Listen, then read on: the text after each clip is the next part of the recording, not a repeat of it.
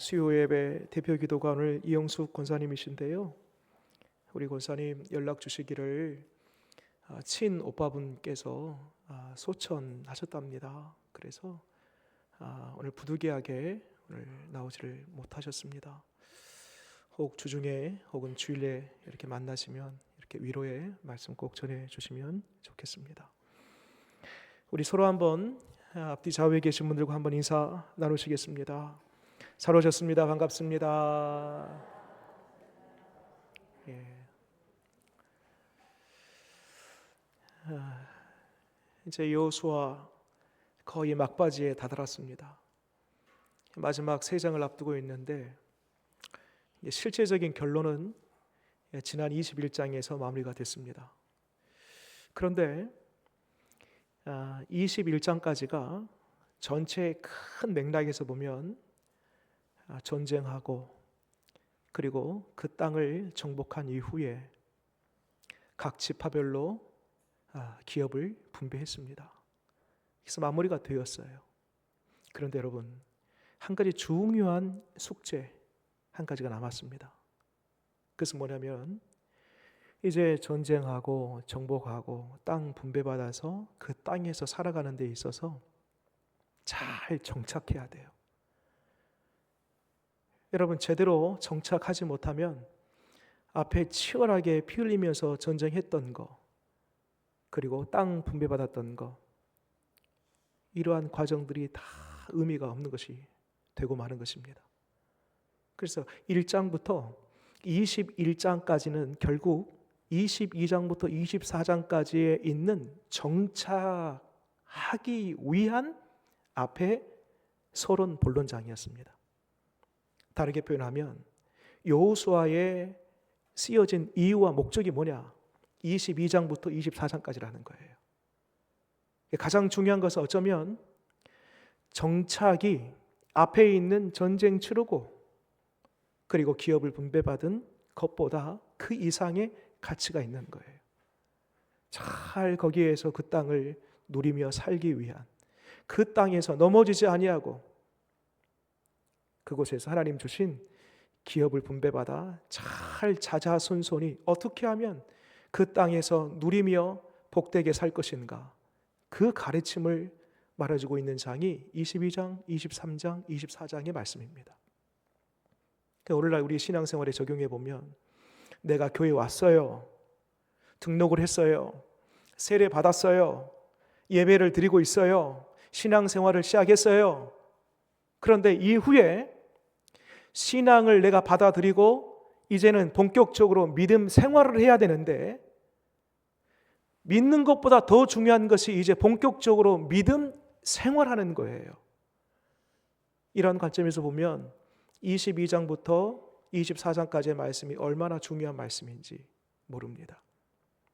자, 오늘 말씀 시작이 이렇게 돼요. 22장 1절 말씀 보세요. 그때에 라고 되어 있죠. 그때에. 궁금합니다. 어느 때인가? 바로 위에 있어요. 언제냐면 어딜 보시냐면 위에 21장 41절 말씀, 43절 말씀 보겠습니다. 43절, 21장 43절 같이 한번 읽겠습니다. 시작. 여호와께서 이스라엘의 조상들에게 맹세하사 주리라 하신 모든 땅을 이와 같이 이스라엘에게 다 주셨으므로 그들이 그것을 차지하여 거기에 거주하였으니, 정복하고 기업 분배까지 다 끝냈다라는 이야기죠. 한 번 더 언급합니다. 45절, 21장 45절 마지막 절 말씀 읽겠습니다. 시작. 여호와께서 이스라엘 족속에게 말씀하신 선한 말씀이 하나도 남음이 없이 다 응하였더라. 아멘. 자, 여러분, 공교롭게도요, 오늘 새벽 말씀이 어떤 말씀이냐면 창세기 15장의 말씀이에요. 창세기 15장 우리가 직접 잠시 후에 찾아볼 거예요. 어떤 말씀이냐면 조금 전에 읽었던 이 21장 43절 45절의 말씀이에요. 그러니까 아브라함에게 하나님께서 네 후손들에게 기업을 주겠다.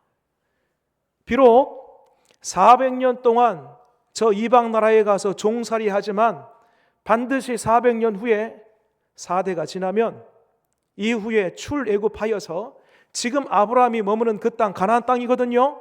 그 땅에 돌아와서 그 땅을 기업으로 주겠다라고 아브라함에게 약속한 그 장이 창세기 15장, 오늘 새벽에 보았던 말씀인데, 그 말씀이 오늘 우리가 읽은 이 21장 43절 그리고 45절의 말씀 그대로 성취된 본문이에요. 이 본문이.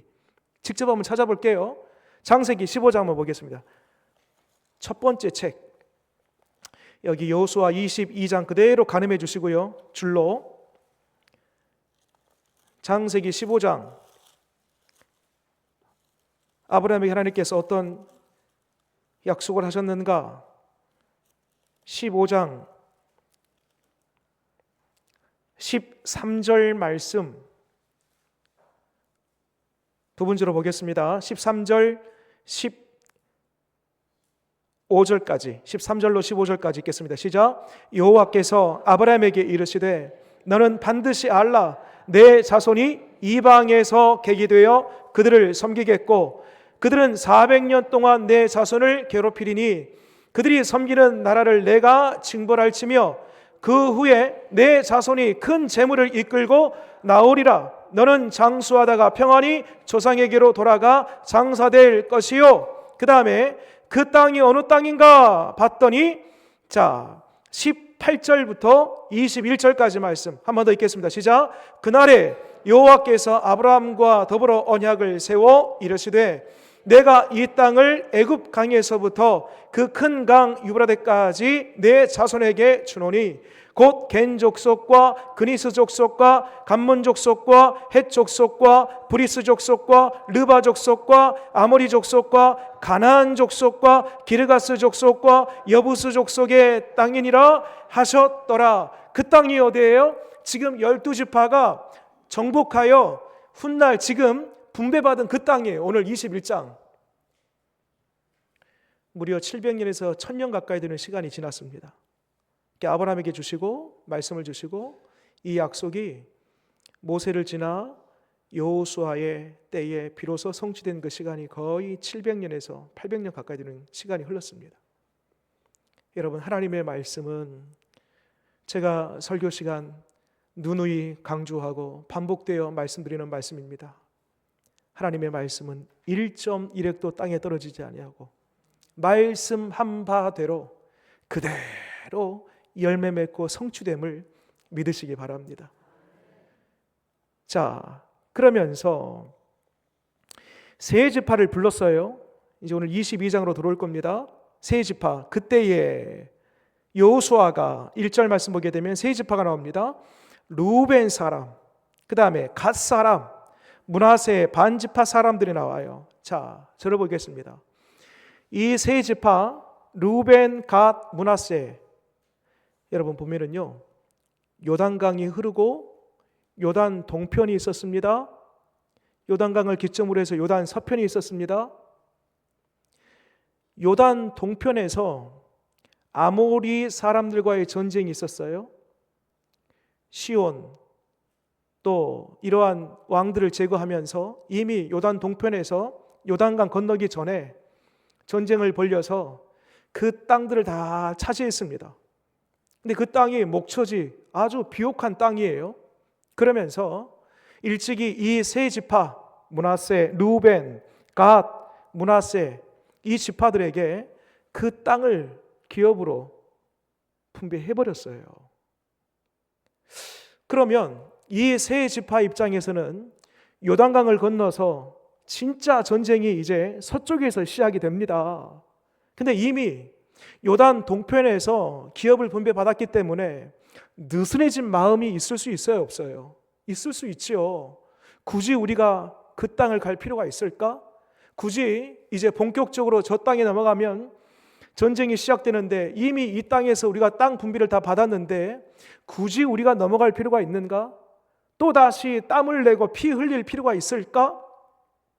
그런 느슨해진 마음이 있을 수 있지요. 또한 사람을 보낸다라면 다 갈 것이 아니라 최소한의 인원만 보내고 최소한의 인원만 보내더라도 그 최소한의 인원은 전방에 있는 것이 아니라 후방에서 지원하는 차원에서 그렇게 굳이 수고하고 피 흘릴 필요가 없겠다라는 생각을 이 세 지파가 할 수 있잖아요. 그런데 여러분, 하나님께서 모세를 통해서 말씀합니다.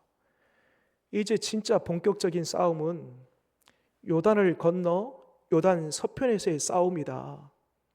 지금 이 세 지파가 빠지면 전쟁을 치를 수가 없는 겁니다. 가장 선봉에서 가장 많은 용사들을 데리고 전쟁을 치렀던 세 지파거든요. 이 세 지파가 빠지면 안 되는 거예요. 그래서 그 세 지파에게 땅을 분배하고 여자 그리고 아이들, 이 처자식들은 다 거기에 분배받은 땅에 남겨놓고 군인으로 전쟁 치를 수 있는 남자들은 다 100% 누구 한 사람 여리 없이 건너와서 전쟁을 치르라라고 명합니다. 이때에 이 세 지파의 어느 한 사람 토달지 아니하고 모두가 기쁨으로 그 일에 동의하고 동조하고 적극적으로 그 일에 나섭니다. 전쟁을 치를 때에 이 요단 동편에서 이미 이 세 지파가 가장 일선에서 수고했는데 동일하게 건너와서도 뒤에 후방에서 사격 지원하는 정도가 아니라 이 세 지파가 제일 앞장서서 동일하게 싸움을 해줍니다. 너무 수고했죠. 장장 몇 년이 지났냐면 이 서쪽에서 7년간의 전쟁이 펼쳐지고 이제 마무리가 다 되었습니다. 7년 전쟁을 마치고 이 세 지파 사람들 7년 동안 얼마나 처자식이 보고 싶었겠어요. 그 땅이 어쩌면 제2의 고향이에요. 고향 돌아가고 싶은 마음이 왜 들지 않았겠습니까? 그런데 이 7년 동안 이 세 지파 사람들이 신실하게 우직하게 흔들림 없이 그 자리를 잘 지켜줬어요. 자, 3절 말씀 여호수아의 칭찬입니다. 같이 한번 읽겠습니다. 시작. 오늘까지 날이 오래도록 너희가 너희의 형제를 떠나지 아니하고 오직 너희 하나님 여호와께서 명령하신 그 책임을 지키도다. 잘했다라는 거예요. 장장 7년 동안 한눈 팔지 않고 우물쭈물거리지 않고 마음 느슨해지지 않고 적극적으로 앞에서 솔선수범하면서 서쪽에 있든 동쪽에 있든 끝까지 그 자리 지켜줘서 고맙다라는 것입니다. 여러분 여기 보면 끝에 그 책임을 지키도다 라고 표현하고 있는데 신앙적인 용어로 이렇게 표현해 볼 수 있습니다. 충성을 다했다. 여러분 충성이 다른 게 아니에요. 자리 지키는 겁니다. 다시요. 충성이 뭐라고요? 자리를 지키는 거예요. 하나님께서 나에게 주신 자리가 있어요. 내 삶에 어떤 문제와 어려움이 찾아온다 할지라도 상관없이 내 감정, 내 환경, 상황 관계없이 하나님께서 나에게 주신 그 자리를 잘 지켜내는 것, 그것이 충성입니다. 여러분 바라기는 올 한 해도 하나님께서 우리에게 주신 고유한 자리가 다 있습니다. 그것이 직분이 될 수 있고 직책이 될 수 있고 나에게 불려지는 그 이름 자체가 자리입니다. 바라기는 주님께서 우리에게 주신 그 자리마다 일시적으로 잠시 찰나적으로만 잠깐 그 자리 감당하는 것이 아니라 끝까지 충성하는 저와 여러분 되시기를 바랍니다. 그리하여 잘했다 충성된 종아, 주님의 칭찬은 충성된 자에게 있는 것입니다. 잘했다 충성된 종아, 내가 적은 일에 충성하였으니 큰 일을 내게 맡기노라. 주인의 즐거움에 참여할지니라. 이 칭찬과 격려가 저와 여러분 모두에게 있기를 바랍니다. 그러면서 칭찬했지요. 얼마나 이제 가슴 벅차요. 그 지도자 여호수아에게 이렇게 떠나는 마당에 칭찬까지 들었으니 얼마나 좋아요. 그런데 칭찬만 하지 않고요, 여호수아가 선물도 줍니다. 기대되죠? 여러분 어떤 선물을 받았을까? 자, 5절 말씀 선물이에요. 같이 한번 읽겠습니다. 시작. 오직 여호와의 종 모세가 너희에게 명령한 명령과 율법을 반드시 행하여 너희 하나님 여호와를 사랑하고 그의 모든 길로 행하며 그의 계명을 지켜 그에게 친근히 하고 너희의 마음을 다하며 성품을 다하여 그를 섬길지니라 하고. 아멘. 목사님, 이게 무슨 선물입니까? 아니에요. 진짜 선물이에요. 진짜 선물. 여러분, 사람은요, 어떤 위기를 만나요. 도무지 내 인력으로 감당할 수 없는 시험거리가 내 앞에 찾아왔어요. 그러면 하나님 붙들지 말라 해도 붙들어요. 기도하지 말라 해도 기도해요. 말하지 않아도 하나님께 가까이 오는 것입니다. 그런데 여러분, 기도의 응답을 받았어요. 문제가 풀렸어요. 산 잘 넘어갔어요. 위기가 극복됐어요. 그러면요, 긴장의 끈이 풀어집니다. 느슨해집니다. 기도의 줄도 놔버립니다. 그래서 여러분, 진짜 위기는요, 이때 와요. 이때. 그러니까 지금 여호수아가 전쟁 7년 동안 잘 치렀죠. 이제 어쩌면 이 21장 보면은 안식이라는 단어가 있거든요. 하나님께서 안식까지 주셔요. 주변 나라들이 이 이스라엘로 하여금 쉽게 침범하지 못하도록 하나님께서 다 저들의 마음을 두렵게 함으로 안전하게 지켜주십니다. 사실 진짜 위기는요, 이때입니다. 여호수아는 미리 내다봤다는 것이지요. 혹여 전쟁이 끝나고 평화가 도래하고 안식이 찾아오고 등 따시고 배 부르고 응답이 오고 산 넘어가고 평안한 이때에 하나님 잊어버릴까? 그래서 여러분, 오늘 말씀 보게 되면 5절에 한 6가지에서 7가지의 명령이 나와요. 다 명령입니다. 다시 한번 보세요. 5절에 제가 한번 볼게요. 6가지, 7가지의 명령이 뭔고 하니 모세가 명령한 명령, 이 율법을 반드시 행하라. 두 번째, 하나님 여호와를 사랑하라. 그의 모든 길로 행해라. 그의 계명을 지키라. 그에게 친근히 하라. 너의 마음과 성품을 다하여 그를 섬기라. 한마디로 하나님 잊어버리면 안 된다. 하나님 지워버리면 안 돼. 하나님 장신구처럼 필요할 때 쓰고 버리면 안 돼. 하나님 멀리하면 안 된다. 하나님을 가까이 하고 하나님이 너희 족속의 중심이 되도록 해라. 결코 하나님 잊어버리면 안 된다. 그것을 지금 떠나는 새 지파에게 선물로 그 손에 쥐어주는 것입니다. 여러분, 진짜 복은 하나님을 가까이 함이 복인 것입니다. 하나님과 함께 더불어 살아가는 것, 그것이 진짜 복입니다. 6번이나 반복됐어요. 실은 이 6가지의 명령이 가만히 보면은요, 다 그 말이 그 말 같고 그 말이 그 말 같고 같은 말이에요. 같은 말. 한마디로 하나님 떠나면 안 된다. 하나님 떠나면 안 된다.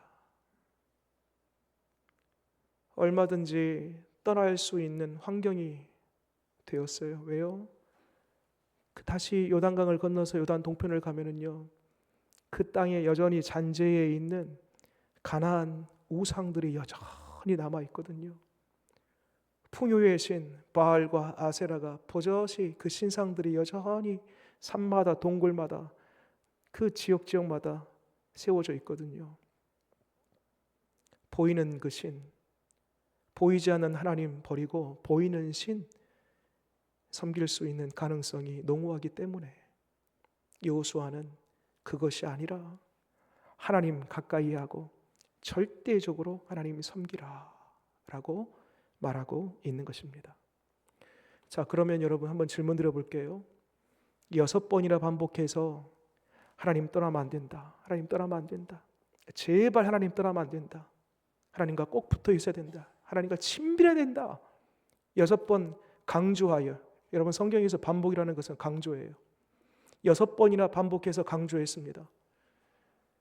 여러분 중요한 것은요, 반복입니다. 불조심. 강조해도 지나치지 않아요. 왜? 여러분 한 번 불 붙으면요, 큰 고층 막 50층짜리 100층짜리도요 한 번 불 붙으면요 한순간에 잿더미가 되는 것입니다.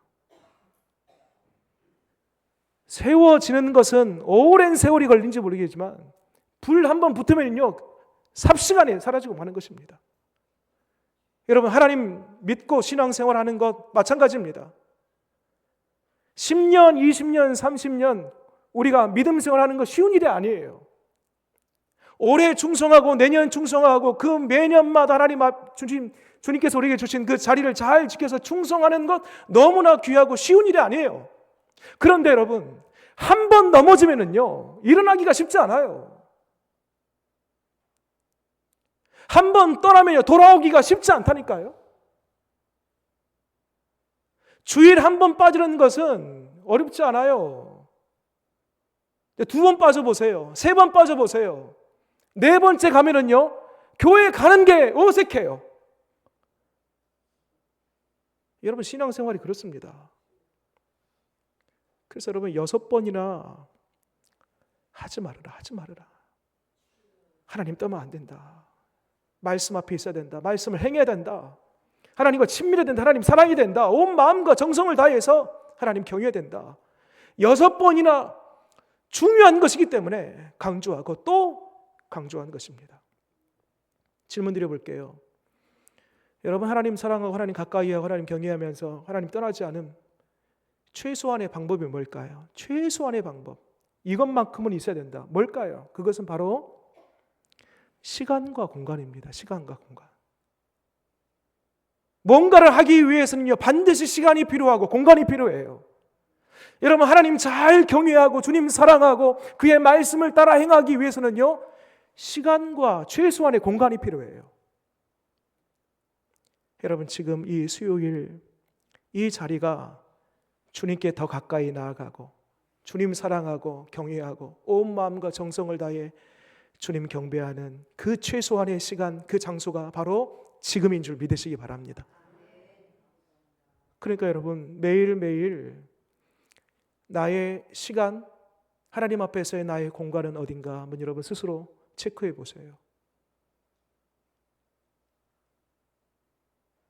최소한의 시간과 최소한의 공간, 내가 하나님 앞에 머물러 있는 그 최소한의 시간과 공간이 비로소 나에게 있을 때 하나님 잊어버리지 않습니다. 떠나지 않습니다. 버리지 않습니다. 하나님을 부속품 정도로 여기지 않습니다.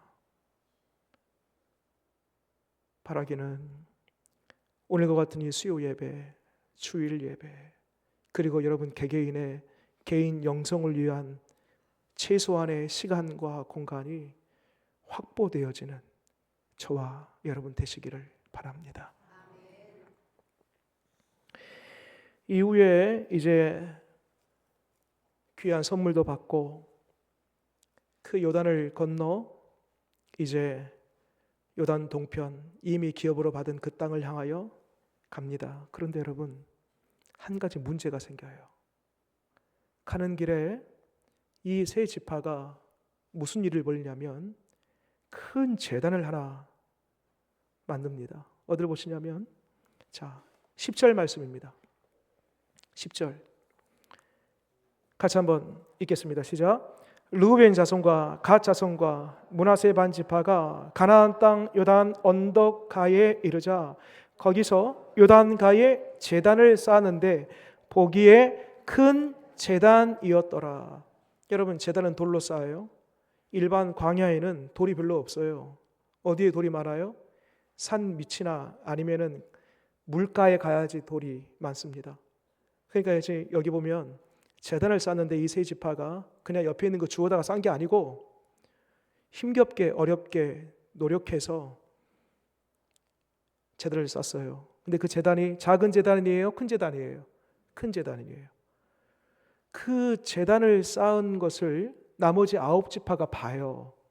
그러면서 이런 오해를 합니다.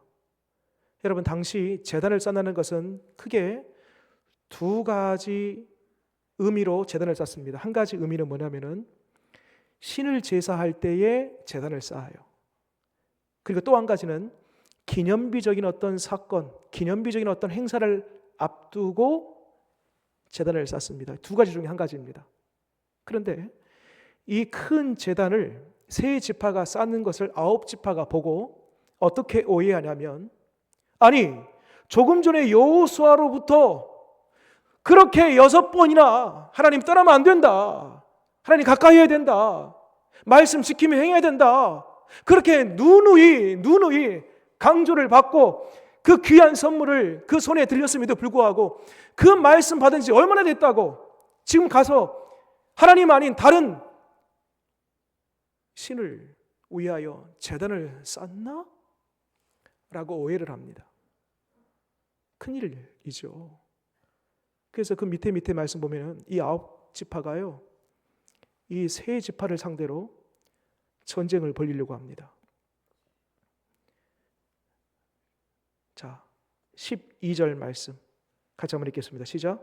이스라엘 자손이 이를 듣자 곧 이스라엘 자손의 온 회중이 실로에 모여서 그들과 싸우러 가려 하니라.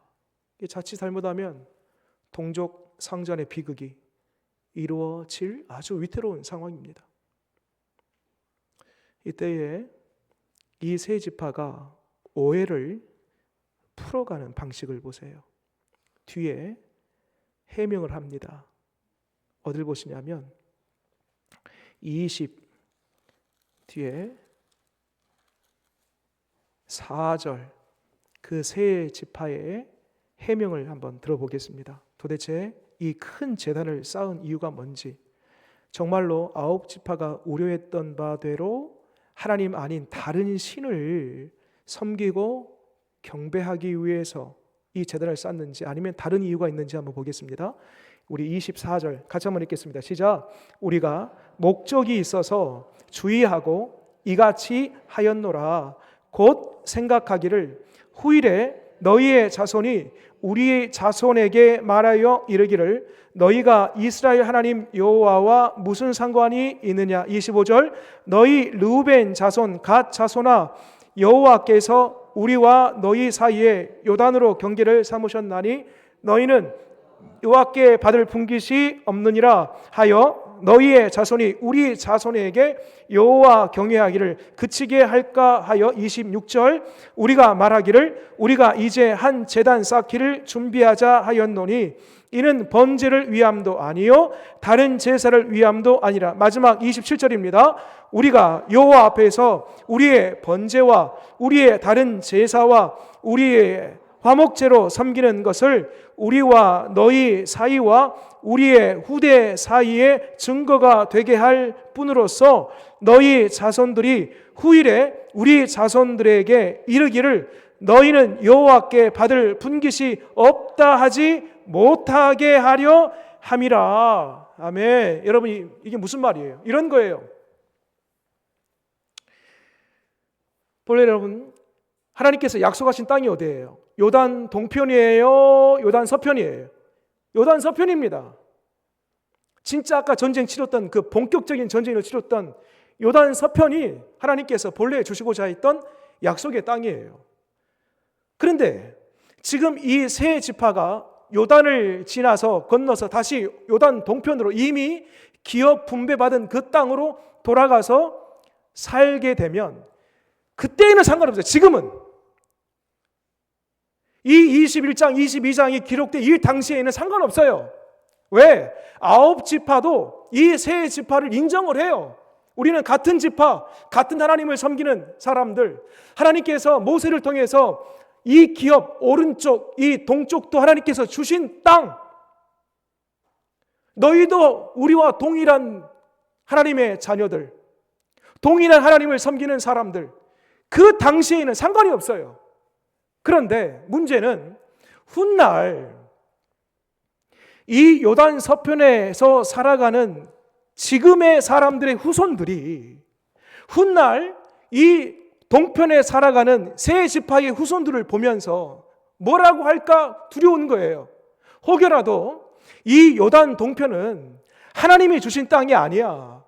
너희들은 하나님이 주신 땅에서 사는 것이 아니라 하나님이 주시지 않은 땅에서 살아가는 사람들이고, 너희들은 하나님의 약속의 사람들이 아니야. 그러므로 너희들은 하나님을 경외하고 제사할 이유가 없어. 할까봐 큰 제단을 쌓고 그것을 기념비적으로 딱 세운 다음에 나중에 훗날 이쪽이든 저쪽이든 후손들이 그 제단을 보게 되면, 아, 그렇지, 맞아, 저 요단 동편에 살아가는 그 세 지파의 후손들, 그들도 동일한 하나님의 백성들이고 저 땅도 하나님께서 주신 땅이므로 저들도 하나님을 우리와 같이 경외할 수 있어 하기 위하여 기념비적인 큰 제단을 쌓았다는 것입니다. 쉽게 표현해보면 훗날 후손들이 지금 가지고 있는 우리의 믿음보다 더 나은 믿음 갖기 위해서 하나님 잊어버리지 아니하고 누군가로부터 믿음 생활 방해받지 아니하고 장애물 만나지 아니하고 후손들이 잘 하나님 믿으며 살기 위하여, 다르게 표현하면 오늘 5절 나와 있는 22장 5절에 나와 있는 그 6가지 명령, 모세의 율법을 반드시 행해라, 너희 하나님을 더 사랑해라, 그의 모든 길을 행해라, 계명을 지키라, 하나님을 더 친근히 여기라, 마음과 성품을 다해서 주님을 더 섬기라, 그 일 하기 위해서 이 제단을 쌓았다는 것입니다. 여러분, 우리에게 찔림이 있지 않습니까? 이 대목에.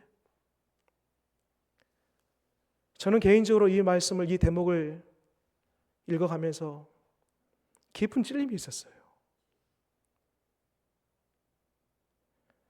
도대체 나의 자녀들, 나의 후손들에게 현재 이 시점에서의 그들을 향한 나의 꿈, 나의 비전,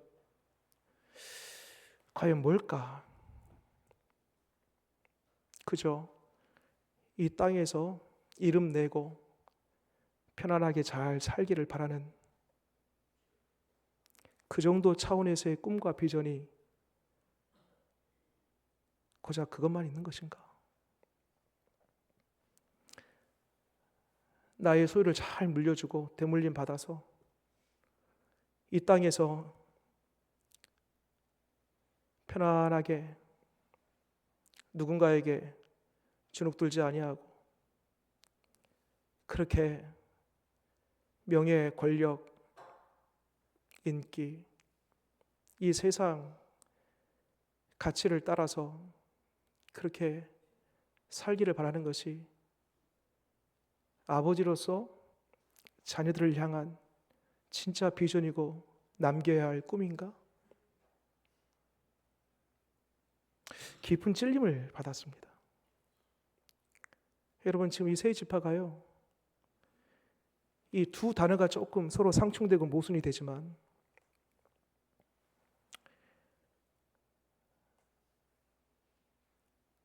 두려운, 그 두려움이 거룩한 두려움입니다. 거룩한 두려움,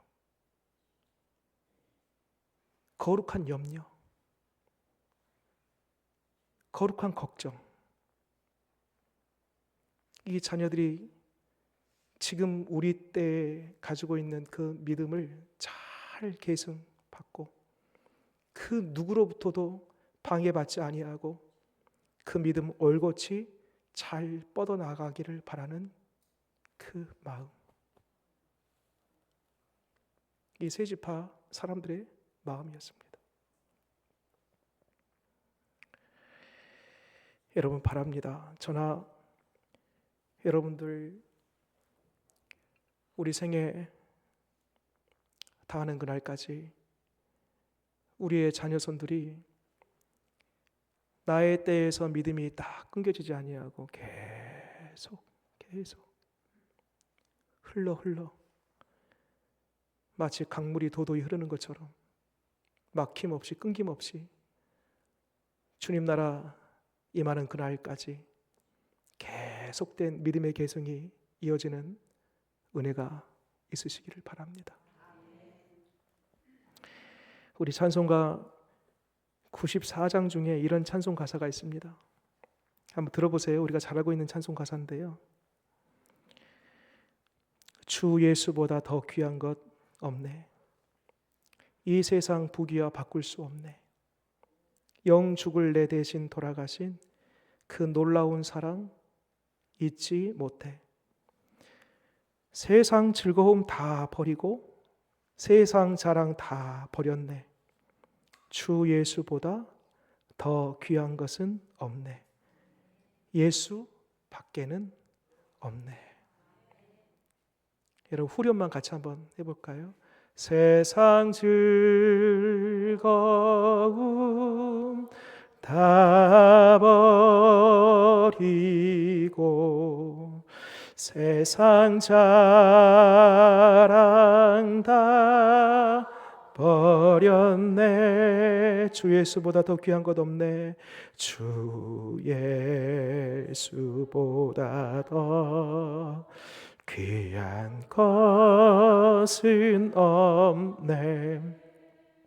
예수 밖에는 없네. 아멘. 기도하겠습니다.